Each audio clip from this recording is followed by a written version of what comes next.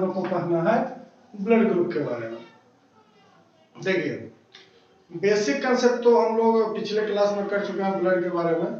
आज हम लोग ब्लड ग्रुप के बारे में बात करेंगे। अब देखिए, ब्लड जो होता है ना, ये जो ब्लड है इसमें एक स्पेशल कंपोनेंट्स होते हैं, है ना। एक क्या होता है, कंपोनेंट्स होते हैं जिसको हम लोग कहते हैं एंटीजीन।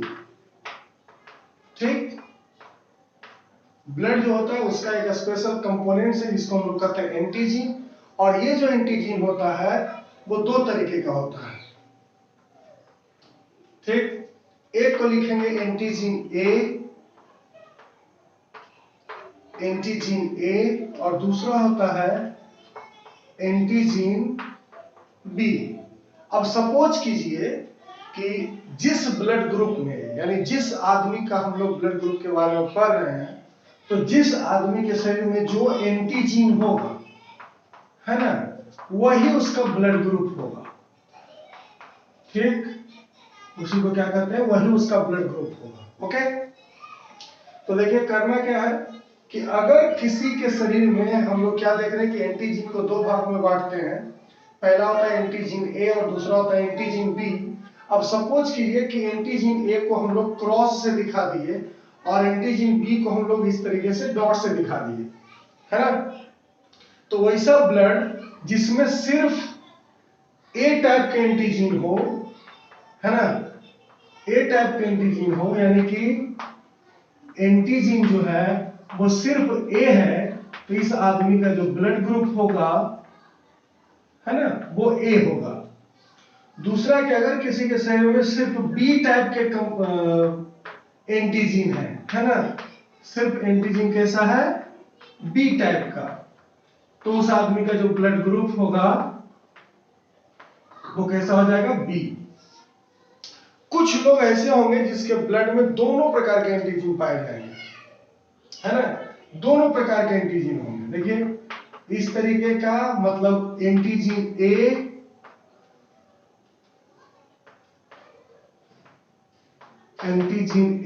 And B. जिस ब्लड ग्रुप में मतलब जिस आदमी के पास ए टाइप्स ऑफ एंटीजीन भी होगा और बी टाइप्स भी एंटीजीन होगा, यानी ए प्रकार का एंटीजीन और बी प्रकार का एंटीजीन, दोनों एक प्रकार के एंटीजीन होंगे, तो उसका अगर हम ब्लड ग्रुप की बात करें, ठीक, तो ऐसे ब्लड ग्रुप को हम लोग कहेंगे क्या, ए बी। और थर्ड आता है कि कुछ लोग ऐसे हैं जिसके ब्लड में एंटीजीन नहीं होते हैं, तो उसके ब्लड में जब एंटीजीन होगा ही नहीं तो हम लोग क्या उसको कहते हैं, जीरो एंटीजीन। और इसी को हम लोग समझते हैं क्या, एंटीजीन ओ से, है ना। तो जब नो एंटीजीन हो, है ना, जब नो एंटीजीन है तो ऐसे स्थिति को हम लोग क्या कहते हैं, ब्लड ग्रुप ओ, यानी ओ नहीं, इसको जीरो भी कहा जा सकता है ना। तो इसको हम लोग ओ ब्लड ग्रुप में कहेंगे। क्या पता चला कि इस तरीके से नॉर्मली हम किसी भी शरीर में कौन सा ब्लड है ये कैलकुलेट करते हैं, है ना। इस तरीके से हम लोग पता लगाते हैं कि ब्लड में एक स्पेशल कंपोनेंट्स होता है सर, जिसको हम लोग कहते हैं एंटीजीन, और जिस आदमी में जो एंटीजीन होगा वही उसका ब्लड ग्रुप कहलाएगा, है ना। जो एंटीजीन होगा वही उसका ब्लड ग्रुप कहलाएगा। अब अगर एंटीजीन की बात करें तो एंटीजीन ए और एंटीजीन बी दो प्रकार के एंटीजीन्स होते हैं, जिसको हम लोग सिंबलाइज में एक को क्रॉस लिखे, यानी ए टाइप्स ऑफ एंटीजीन को क्रॉस लिखे और बाई बी टाइप्स के एंटीजीन को हम लोग डॉट लिखे। अब वही सब बॉडी, जब किसी शरीर में सिर्फ ए टाइप्स के एंटीजीन है तो इसका मतलब है कि उसका ब्लड ग्रुप ओ होगा। जब बी टाइप्स के एंटीजीन होंगे तो उसका मतलब है कि उसका ब्लड ग्रुप बी होगा। जब दोनों तरीके के एंटीजेंस हैं, ए टाइप्स एंटीजीन और बी टाइप्स ऑफ एंटीजीन, तो इसको ब्लड ग्रुप बी कहेंगे। और जब किसी भी तरीके का एंटीजेंस उसके शरीर में नहीं होगा तो हम ऐसे स्थिति को क्या कहते हैं, है ना। अब हमको क्या करना है कि जो जीन होते हैं, ह्यूमन का जो जीन होता है ना, ये जो जीन होंगे, जीन के बारे में आप लोग समझते होंगे, जीन जो है वो न्यूक्लियस के अंदर पाया जाता है ना। ये जीन को हम लोग तीन भागों में क्लासिफाई करेंगे, है ना। तीन भागों में क्लासिफाई करते हैं। पहले को लिखते हैं आई ए, दूसरे को लिखते हैं आई बी और तीसरे को लिखते हैं IO, है ना, IA, IB और IO, जिसमें से AB जो होता है, AB जो होगा वो डोमिनेंट होगा और O जो होगा वो रिसेसिव होगा, है ना। AB जो होगा वो डोमिनेंट होगा और O जो होगा वो रिसेसिव होगा। अब देखिए हम लोग क्या है कि हम लोग जितने भी आदमी हैं वो सभी क्या है, कंपोजिशन है। किसके? हम अपने मदर और फादर के, हमारे मम्मी के आधा गुण और हमारे पिताजी के आधा गुण हमारे शरीर में आते हैं, तो एक स्पेशल बॉडी का या एक स्पेशल स्पेसीज का निर्माण होता है ना। तो इसमें हमको क्या करना है कि AB और O रिसेसिव होते हैं, तो अब हमें पता क्या करना है कि इस तरीके से 4 चैम्बर बनाइए, है ना, इस तरीके से।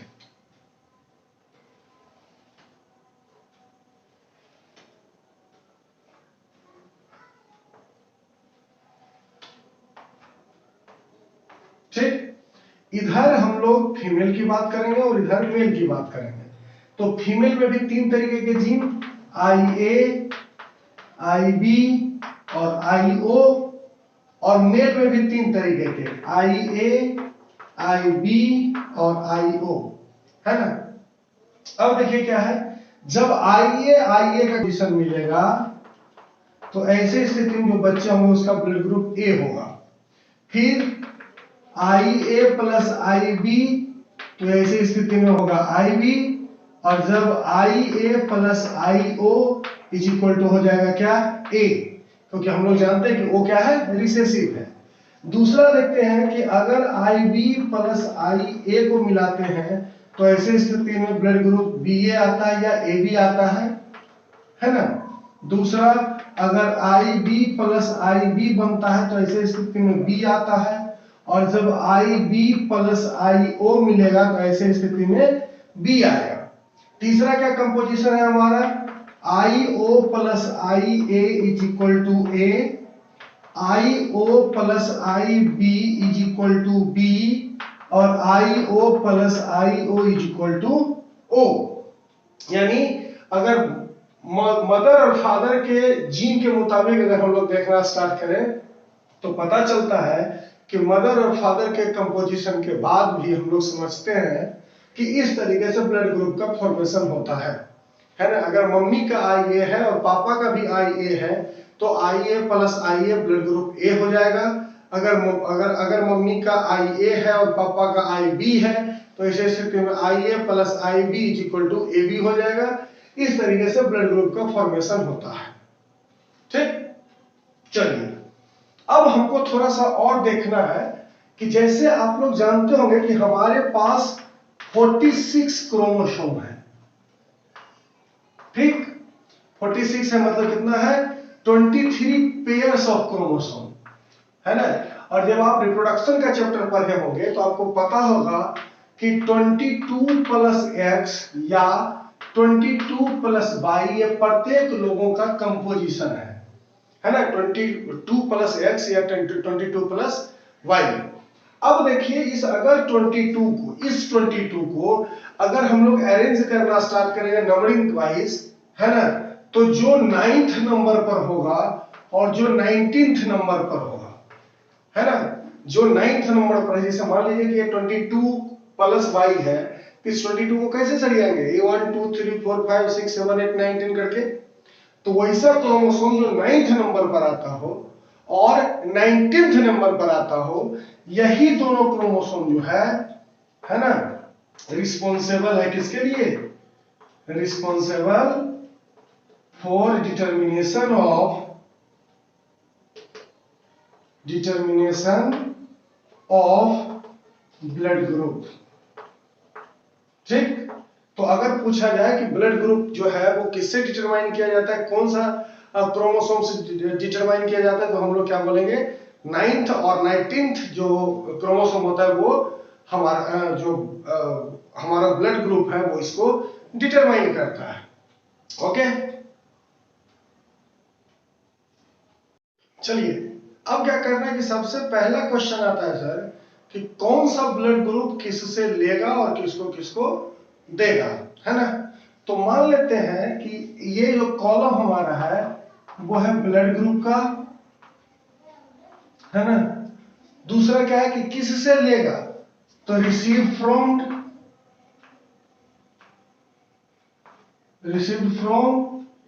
और किसको देगा, है ना, किसको देगा, तो गिवन टू, है ना। इस तरीके से हम लोग 3 कॉलम पर बात करेंगे। ब्लड ग्रुप कौन सा है, किसको देगा और किससे लेगा, या किससे लेगा किसको देगा। सबसे पहला ब्लड ग्रुप क्या है हमारा, ए ब्लड ग्रुप जो है वो ए से ले सकता है और ओ से ले सकता है। दे किसको सकता है, ए को दे सकता है और ए बी को दे सकता है ना। ए को दे सकता है और ए बी को दे सकता है। उसी तरीके से ब्लड ग्रुप बी किससे ले सकता है, बी से ले सकता है और ओ से ले सकता है। दे किसको सकता है, बी को दे सकता है और ए बी को दे सकता है। उसी तरीके से तीसरा ब्लड ग्रुप जो है वो है ए बी। ए बी वाले ले किससे सकते हैं जी, ये सभी से ले लेंगे, ए से, बी से, ओ से और ए बी से। दे किसको सकते हैं, सिर्फ ए बी वाले को देंगे, ठीक। और चौथा जो क्वेश्चन होता है वो होता है ओ क्या होता है कि ओ जो है वो लेगा सिर्फ ओ से और देगा सभी को, ए को, बी को, ए बी को और ओ को, है ना। तो इस तरीके से हम लोग समझते हैं कि ए बी, ए बी और ओ किससे किससे लेगा और किसको किसको देगा। इससे क्या पता चलता है, एक चीज और पता चलता है कि देखिए ओ ब्लड ग्रुप जो है ना, ओ क्या कर रहा है, सभी में तुमको दिखेगा ये, ठीक। सभी से रिसीव हो रहा है, सभी मतलब ओ जो है, ओ ग्रुप को सब ले सकता है, इसीलिए इसको यूनिवर्सल डोनर कहते हैं, यूनिवर्सल डोनर कह सकते हैं, है ना। यूनिवर्सल डोनर का मतलब होता है कि ये सभी को दिया जा सकता है। और ए बी वाले क्या कर सकते हैं, इसको हम लोग यूनिवर्सल एक्सेप्टर कहते हैं, ठीक, यूनिवर्सल एक्सेप्टर कहते हैं। अब देखिए यहां पे क्वेश्चन आ सकता है, या तुम लोग के दिमाग में कोई क्वेश्चन आ रहा होगा कि ऐसा क्यों नहीं है कि ए वाले को बी क्यों नहीं दिया जा सकता है, या फिर ओ वाले को हम लोग ए बी क्यों नहीं चढ़ा सकते हैं, है ना। तो अलग अलग ब्लड ग्रुप के लिए अलग अलग सिम्टम काम करते हैं, है ना। अब देखिए जिस तरीके से आपको पता चला था कि एंटीबॉडी होते हैं, एंटीजीन्स होते हैं, उसी तरीके से प्रत्येक बॉडी में, है ना, प्रत्येक बॉडी में क्या होता है, एक होता है एंटीबॉडी, है ना। जितने भी शरीर जितने भी लोग हैं सभी के ब्लड में एक और कंपोनेंट्स होता है जिसको हम लोग कहते हैं एंटीबॉडी। अब देखिए एंटीबॉडी का काम क्या है, एंटीबॉडी का काम है हमारे शरीर को यूनिटी देना, है ना। और इसको भी हम लोग रिप्रेजेंटेड करते हैं दो से, एंटीबॉडी ए और एंटीबॉडी बी। अब देखिए प्रॉब्लम ये है कि एंटीबॉडी ए जो है वो हमेशा एंटीजीन बी के साथ रहना चाहता है, और एंटीबॉडी बी जो है वो एंटीजीन, है ना, एंटीजीन ए के साथ रहना पसंद करता है। यानी कि अगर एंटीबॉडी ए है और उसको आप ब्लड ग्रुप ए डाल दीजिए तो वो क्या करेगा, इसको मार देगा। उसी तरीके से अगर एंटीबॉडी बी है उसमें हम लोग चढ़ा दिए क्या, एंटीजीन बी, तो ये इसको मार देगा, है ना। तो यही कारण है कि अक्सर हम लोग को क्या देखने को मिलता है कि जो ब्लड ग्रुप होते हैं लोगों को, है ना, तो उसके एंटीजीन के साथ साथ उसके एंटीबॉडी पर भी काम होता है, उसके एंटीबॉडी को भी पहचाना जाता है और पहचानने के बाद ही उस पर ब्लड चढ़ाया जाता है ना। नेक्स्ट टॉपिक जो हम लोग का है वो है कि निगेटिव और पॉजिटिव ब्लड ग्रुप क्या होता है। चलिए negative and positive blood group, है ना।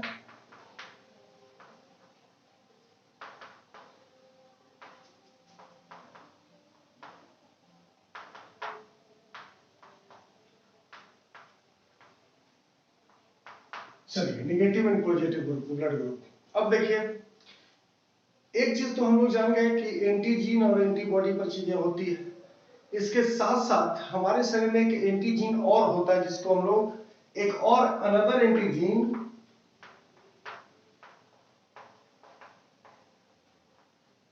है ना, एक अलग एंटीजीन होता है जिसको हम लोग कहते हैं RH फैक्टर, है ना। इसको क्या कहते हैं?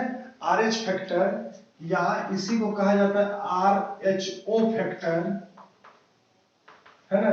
RHO फैक्टर, कुछ लोग इसको क्या RH प्रोटीन के नाम से भी जानते हैं, है ना। RH प्रोटीन के नाम से जानते हैं।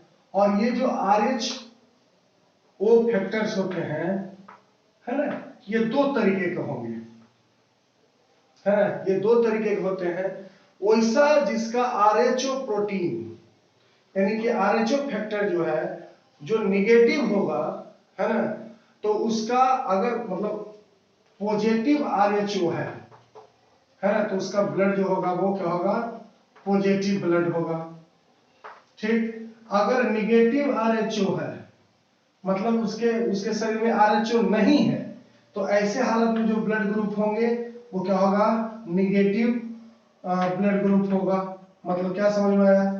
RH फैक्टर जो है, जिसको हम लोग रियो फैक्टर या RH प्रोटीन कहते हैं, अगर जिस बॉडी में वो है उसका पॉजिटिव ब्लड ग्रुप होगा, और जिसके बॉडी में नहीं है उसका निगेटिव ब्लड ग्रुप होगा। अब देखिए पॉजिटिव वाला क्या कर सकता है? ये पॉजिटिव जो है ये दोनों से रिसीव कर सकता है ना। Received from negative and positive, जबकि निगेटिव वाला सिर्फ रिसीव करता है किससे? है ना, रिसीव करता है सिर्फ नेगेटिव से। ठीक। तो आइए एक एक करके काम कर लेते हैं। पहला है हमारा जो ऑप्शन, वो है ब्लड ग्रुप, है ना, और रिसीव्ड फ्रॉम।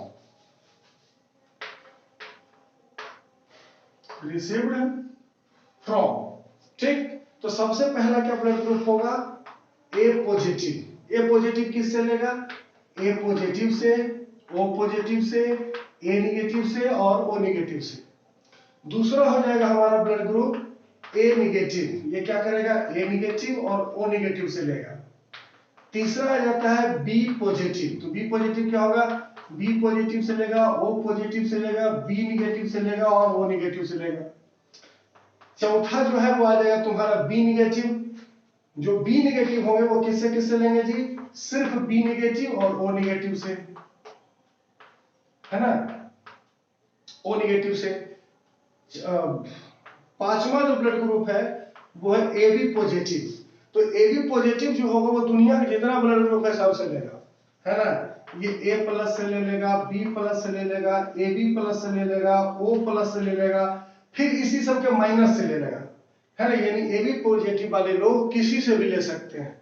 जबकि अगर हम लोग ए बी निगेटिव की बात कर रहे हैं तो यह सिर्फ लेगा ए निगेटिव से, बी निगेटिव से, ओ निगेटिव से और ए बी निगेटिव से। ठीक। उसके बाद सेवंथ नंबर में आता है हमारा क्या? ओ पॉजिटिव, है ना। तो ओ पॉजिटिव वाले जो है वो दोनों से ले सकते हैं, ओ पॉजिटिव से भी और ओ निगेटिव से भी। लेकिन अगर किसी का ओ निगेटिव है तो वो सिर्फ ओ निगेटिव से लेगा। इसीलिए ओ निगेटिव दुनिया में बहुत रेयर केस में लोगों का ब्लड ग्रुप ओ निगेटिव पाया जाता है ना। इसको हम लोग ओ निगेटिव को बहुत रेयर मानते हैं और ये बहुत रेयर पाया भी जाता है ना। बहुत सारे लोगों में जब काउंट करोगे, जब उसका रिसर्च करेंगे तो पता चलेगा किसी एक लोगों में ओ निगेटिव का ब्लड ग्रुप पाया जाता है।